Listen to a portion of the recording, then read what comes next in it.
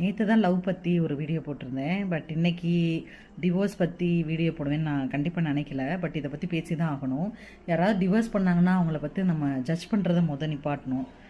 So ஏன்னா அவங்களுக்கு சட்டத்திலே அதுக்கு அதுக்கான ஒரு உரிமை கொடுத்துருக்காங்க. பட் சின்ன சின்ன விஷயத்துக்கெல்லாம் டிவோர்ஸ் வாங்குறதெல்லாம் இது என்ன ட்ரெண்டா? தயவு செஞ்சு டிவோர்ஸை ஒரு ட்ரெண்டுன்னு நீங்கள் நினச்சிங்கன்னா அதை மாற்றிருங்க. அதை யாரும் அப்ரிஷியேட் பண்ணாதீங்க.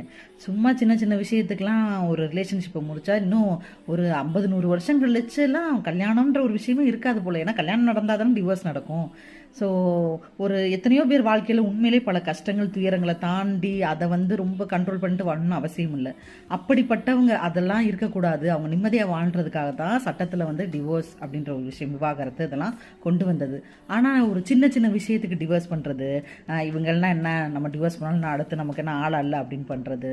முக்கியமாக சினிமா நட்சத்திரங்கள், இதை நான் சொல்லலாம் தைரியமாக. ஏன்னா நீங்கள் பண்ணுறது உங்களை நிறைய பேர் ஃபாலோ பண்ணுறாங்க. நீங்கள் இப்படி பண்ணும்போது நீங்கள் உண்மையிலேயே உங்களுக்குன்னு ஒரு ஒரு முக்கியமான ஒரு பெரிய காரணம் இருக்குது, அதனால நீங்கள் பண்ணுறீங்கன்னா ஓகே. பட் யாராவது ஏதாவது ட்ரெண்டுக்காக நீங்கள் பண்ணீங்கன்னா தட்ஸ் நாட் ரைட்.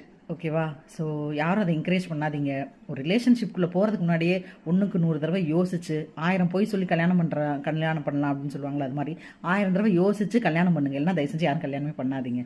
இது என்னடா இப்படி சொல்கிறான்னு நினைக்காதீங்க. ஏன்னா கோர்ட்டில் அவ்வளோ கேஸ் நிரம்பி வழியுது. அவங்களால அவங்க குழந்தைங்க பாதிக்கப்படுறாங்க. அவங்கள என்ன பாவம் செஞ்சுட்டாங்க சொல்லுங்கள்?